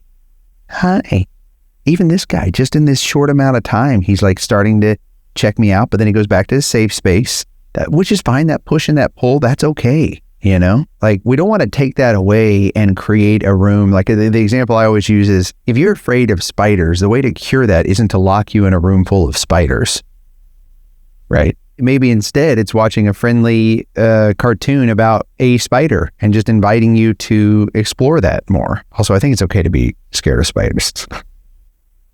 But that's what we're doing with him, is we're just kind of inviting him to come out when he's ready. It's why the shelter gives him that rating, and then we'll move him up. It's not a bad rating. It's just where he's at right now, and hopefully over time he can move up. And I bet this little guy at a certain point will get to that A. Even if it doesn't make an A, let's say the rest of his life he's just a B. That still makes for a really awesome dog. They're just looking for more leadership and for you to be the confident leader, and there's nothing wrong with that. I want you to see what I'm seeing. Matteo, I see a good boy. Do you know what good boy means? Are you a good boy? Hi, you're a good boy. Hi, buddy. Matteo is a good boy, and it's okay to hide because you're safe now, okay? You are safe, and we love you, and everyone here at Chula Vista Animal Services loves you, and we are going to make sure you're taken care of. And I see that one little ear listening and taking all of this in. You're going to get lots of treats. Do you know what the word treats mean? Okay, here's the thing. You're going to be cuddling up, and the next time that you're going to be tucking yourself away like this, when I see it, it'll be getting pictures from you and your new family, and you're tucking your head in a lazy boy with your new mom or dad because you're cuddling and watching TV and sneaking some treats as they eat some snacks. Okay, Matteo? I love you, buddy. You're safe from here. We're going to help find you a good home, okay? Okay, the update is, surprisingly, not adopted. But the good news is he is also with Woofs and Wags. They're taking care of him, taking him out to adoption events. But all his info is in the link in the description. So if you're considering adopting, he's such a cute little guy, and he's really warming up to people. So all his information is still down there, and let's work to get him adopted. Share this. Let's spread the word. Chula Vista Animal Center, the whole team over there, awesome. And Woofs and Wags Dog Rescue, thank you. Okay, but what about Monster. I didn't like the name. Y'all didn't like the name. I suggested Sunny. Y'all suggested something else. Here, refresher on his story, and then the big name reveal and the reveal of what has happened to this little boy that tried to bite me. A happy human face is different than a happy dog face. And it's often misread because, like, if you look at this dog, what I see is a dog that is extremely stressed out and has likely been through some trauma, if I had to guess. I don't know that for sure. That smile is, and panting is stress. Because I often talk about the fact that it's not just fight or flight. It's fight, flight, freeze, which are dogs that I commonly work with. But there's also fawn, and you don't see it a lot. And when you do see it, it's often misread and can lead to stress, dog bites. So I'm just giving this little one a little extra time to check me out. This is good. And you see how when the dog's on the move, they're no longer doing that smile. They're no longer fawning. You often see fawning when the dog cowers down or turns upside down, and people misread that for trust, or that the dog wants belly rubs, and then they don't understand why the dog bit them. I'm just going to keep letting this little one check me out. This is a really good sign. Now, I know that movement creates opportunity, and because this little one is moving around, I'm going to take that opportunity and see if I can just launch faster than normal right into some treats. That's good. That's good. I can't tell, you can see that this dog has issues because of their coat. Hasn't been kept up whatsoever. I think we'll see if we can get Mel to groom this little one. The reason I actually came to sit with this guy is the shelter team told me that he's just scared. He's scared of everything. They tried pairing him up with other dogs. He just wants to be left alone. He hides in the corner. They gave him this private area back here. And it could be like, I don't know if you've ever met those dogs where they're just best with human companionship and other dogs make them nervous because maybe they've never been around other dogs. What is his story? So this is his third day. We do know he is about 6 years old. 6, okay. I was hoping maybe he's a little younger, but he's still okay. I mean, still got a long, good life ahead of him, hopefully. So it's hard to begin on this one. It basically, from what I could gather, there was an eviction that took place with the previous family. But that wasn't the reason why they brought him here, actually. Okay. That just kind of contributed to the chaos surrounding him. Okay. Post-eviction, he was surrendered here by his parents because apparently the other dog in the home got into a scuffle with this guy over food. Okay. And apparently ever since then, he's just was terrified. And has never been the same since. So he was traumatized by that event.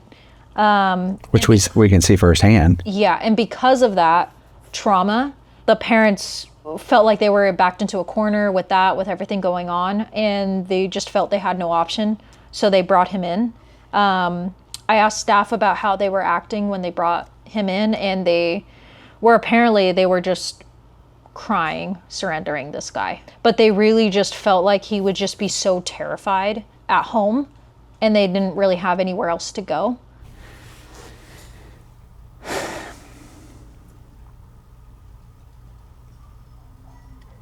Okay.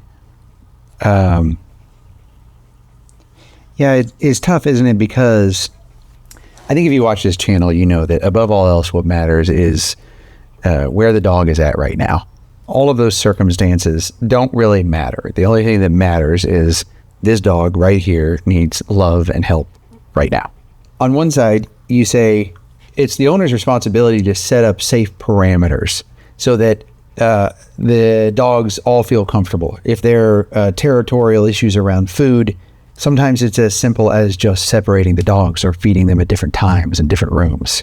If you're not a trainer, you don't have to work this food aggression out of them. That's the hard advice. If you can, that's great, and I would recommend that first. But if you can't, it's okay to feed dogs separately and just avoid that whole situation. And then if you can't figure it out and there's an eviction and there are all these things, turning your dog in is one of the reasons the shelter is here, is to help. That's the other side of it, right? Is I think if you've watched my channel, you know that I always employ empathy first. And I believe that the right answer is helping those with their pets through education and resources. And right now it is hard. There are not enough property owners that allow dogs and pets.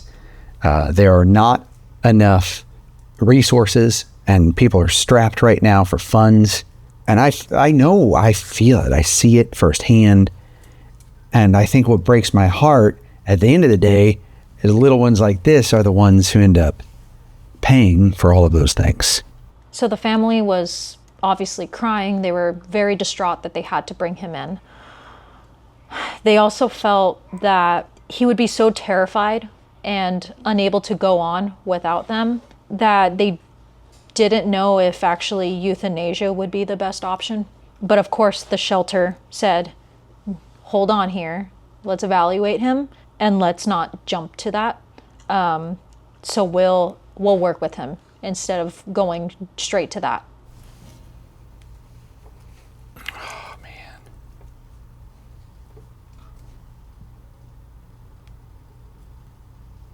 All I can say is thank the Lord for amazing shelter staff and volunteers and the people that help coach families in their darkest moments through times like these. Because the world without this little guy is a world that is worse off, I promise. And I'd go as far as to say the world with a dog lost is a world worse off. It's why I'm here every day. It's why I fight. It matters. They matter. He matters.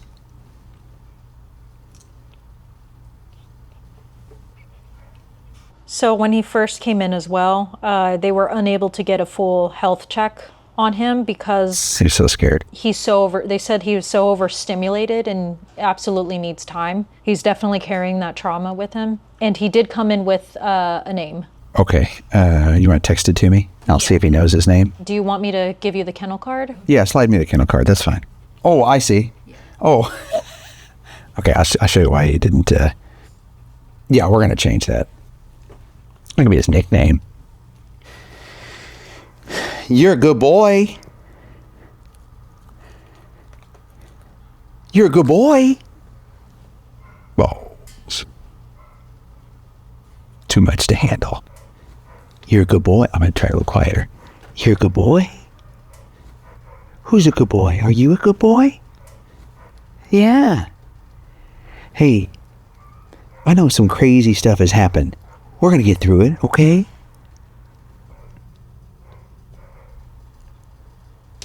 We're going to get through it together. And I'll tell you this much. I'm really proud of you because even after all this, you are still willing to trust and you're willing to love. I know that. I can see it in your heart. And sometimes things happen to us and we want to take all the responsibility like it's our fault, and it's not. And I can tell you right now that there is nothing you did that made you deserve what you're going through right now, because you're a good boy. Gosh, it just hurts every time I say that. He can't take it. He's not at a place yet where he can accept it. Do you think his name?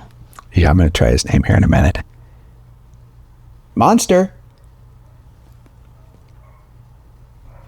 That's his name. It's Monster. Monster. Nothing. I don't know if me being in a kennel for, 40 something minutes and saying his name and him not responding to it is the final result. But it's telling. There's no reaction. Good boy hits different with him. Trauma causes us to not be ourselves, so he could just not be himself right now. But I definitely think, I don't know, do we make it a nickname or do you think we keep it? I mean, it seems, it's not bad. I don't think Monster's a bad name. Like, they're being cute, right? He does look like, but I just feel like a new name could really be a new dawn for him. Like, what about Sunny? Like, the difference between Monster and Sunny. Like, when you see a Sunny, it feels warm, it feels good. Whereas when you hear Monster, it could be cute, but it's also kind of like, oh, he's a little monster. And I just think we go with something a lot brighter and friendly. And I think Sunny would be great. Sunny. Sunny. Sunny. It even sounds better, doesn't it? Sunny, you're a good boy. What do you think about Sunny? Maybe you don't like Sunny? I'm just trying to think, like, should it be? Because it's so hard because he's not really responding to any of that. Yeah. I know everything's changed, so it's almost like one part of me is like, should we keep it the same so something's at least familiar to him? Yeah, why don't we do this? I agree. I think it's hard. It's hard for sure. Why don't we leave it up to the audience? We'll see what we think the majority of the consensus is. I would really appreciate your guys' help on this. Should we keep it Monster? Should we change it to Sunny? Should his name be Sunny with a nickname of Little Monster? Let's let them decide. And by the way, if you adopt him, you can name him whatever you want. I don't care as long as it comes with love. And Monster might have started out with a loving name, but it sure doesn't seem to hit the same right now, does it? He is definitely suspicious of touch. He's not like terrified of it. It's not, he's not like cowering and melting, but he's like, what's going on here? Here, come here. Can I pet you? Hi. Okay. Adopting a dog like this, I see so many times people adopt a dog like this and they'll return him because they go, well, he's not warming up. Adopting a dog like this, it's not like getting a TV at Best Buy, right? Like, if the TV doesn't work, if it's not working when you turn it on, or it doesn't change the channels as fast as you want, or the resolution's not as good, you take it back. It doesn't work that way with dogs, and sometimes it just baffles me when someone comes and adopts the dogs and brings them back and goes, oh, they had too much energy, or they didn't warm up fast enough. And you can expect that he is going to be not the perfect dog when you take him home. He might be. I mean, I think he's perfect. Don't get me wrong. It's going to be really neat to see what he looks like when Mel grooms him. I don't know if he's going to look like he's 10 pounds lighter or if he's a chunky boy and he's just going to look handsome with his new haircut, because he's not letting me touch him. And I don't want to push it like, let me be very clear. I want to push it. I want him to be in my lap. I want to get him and hold him and be like, you love me. But I think he's had enough pressure. And I think you can see, and like this face right here, again, is cute, it's adorable. It's stress. When I told Mel about Monster, or Sunny, whatever his name ends up being, I knew that if anyone could gain his trust, it would be her. And I was hoping that my sit with him had already made him feel a little more comfortable. It's okay. Come on. Now you can tell he doesn't trust her just yet, but Mel is determined to get him to trust her no matter what, which is good because there's something about him that's discovered a little bit later where we had to call in medical staff. Getting him on the table was a struggle. The fear was a little overwhelming for him. Mel is a pro, so she really did everything she could to make him feel comfortable, but it was so bad he even went number 2. He had an accident. A quick cleanup. We're back on track. I almost think I'm gonna have to wash him first. He's got poop or something stuck all over him. All right, seeing that concerning spot, Mel carefully repositioned him in the tub to start a medicated bath. She took her time showing him that baths are nothing to be afraid of, which is great because this can be scary for these little ones. I mean, this could be his first bath. Probably not a lot of socialization, but this grooming process will be something that'll help him, I think, a lot. Just feeling the kind of dog that he seems like he is. I think he's gonna come around. As the bath continued, Mel found something that I suspect is one of the reasons he didn't want anyone touching him. Those spots all over him of dirt were actually wounds. And they've been left unattended for a while.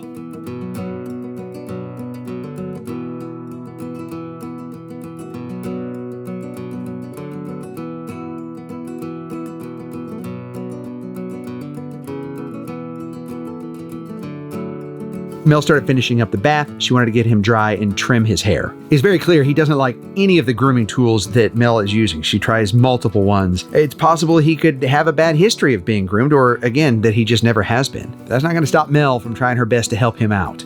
Thankfully, Cheryl actually came in to help as well, because there are a lot of people at Animal Friends of the Valleys rooting for this little guy. And I will say, look at that. He's starting to come around, be okay with this process.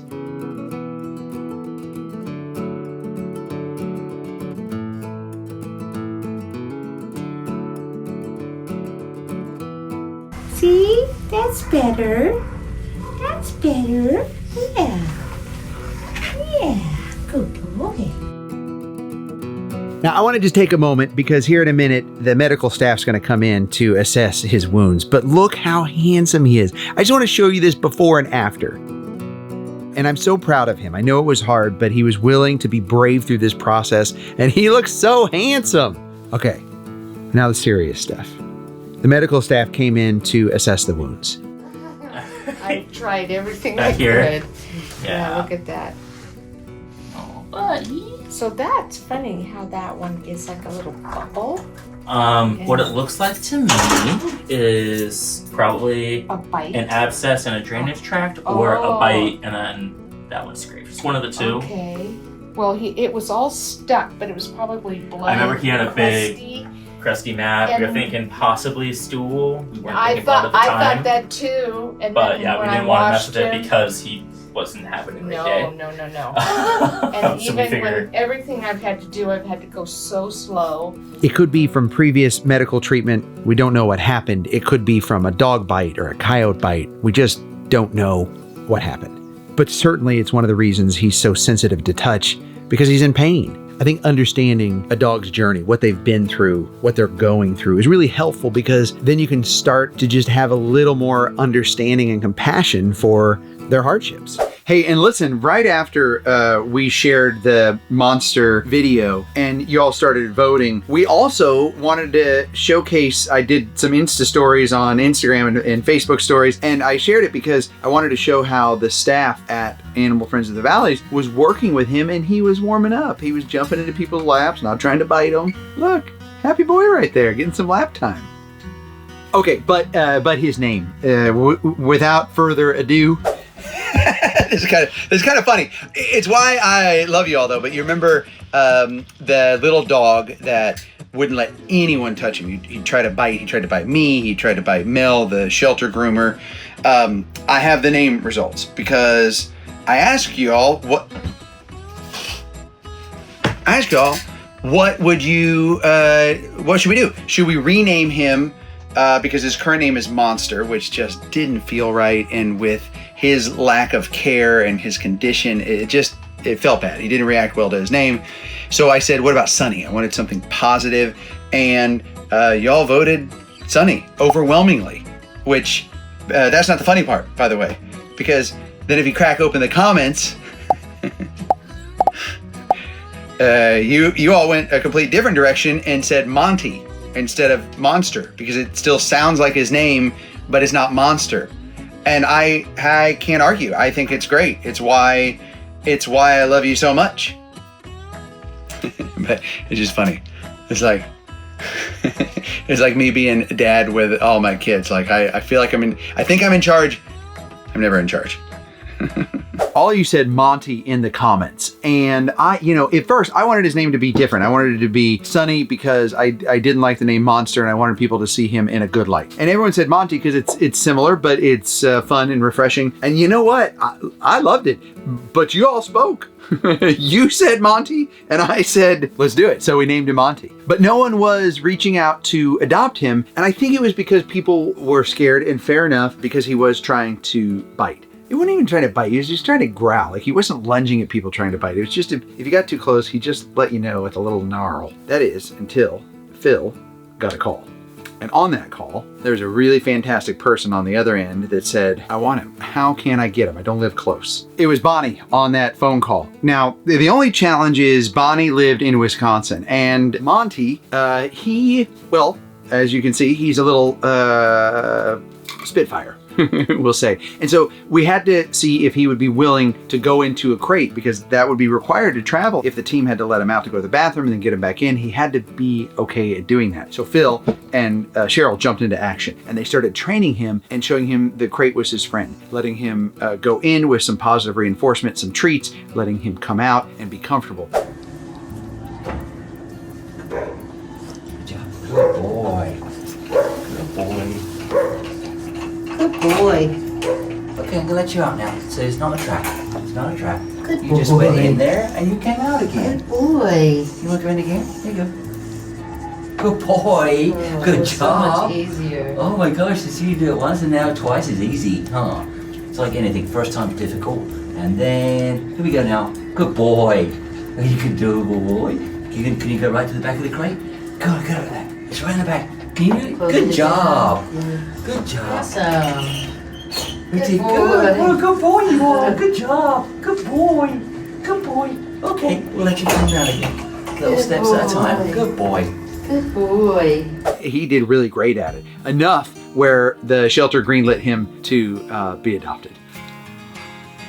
How amazing is that? He did great on his journey. And Bonnie actually wanted to, she thought Monty was great, but wanted to have it be a bit more distinguished and named him Montague, which even better. That's why this community is so amazing. And Bonnie says every day Montague, aka Monty, the wonder dog is his nickname, relaxes and makes my home his castle. Well, no surprise there. He prefers junk food as opposed to the white fish or potato that is full of good vitamins and nutrients. He'll eventually acquire a refined taste to different flavors. Yeah, he might have come from the street digging through the garbage. I spoke with Glenn and received many tips on walking on the leash. That's been the biggest challenge so far.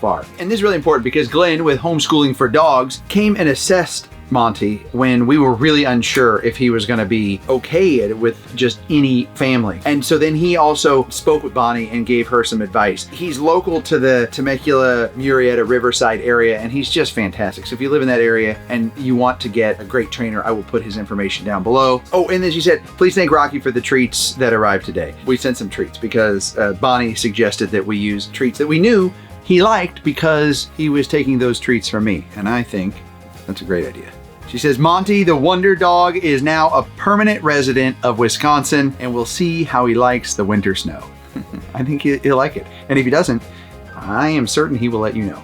This has been the best PUPDATE video ever. Am I right? And there's more. All you got to do is just keep watching. Thank you, Sundays, for being a sponsor of this video. And I'll put the link in the description below so you can go get it. All right, play that next PUPDATE video in this playlist. And all thanks to you, we're keeping these hearts happy and we're saving these lives with these dogs that really deserve it and getting them into loving homes. Thank you.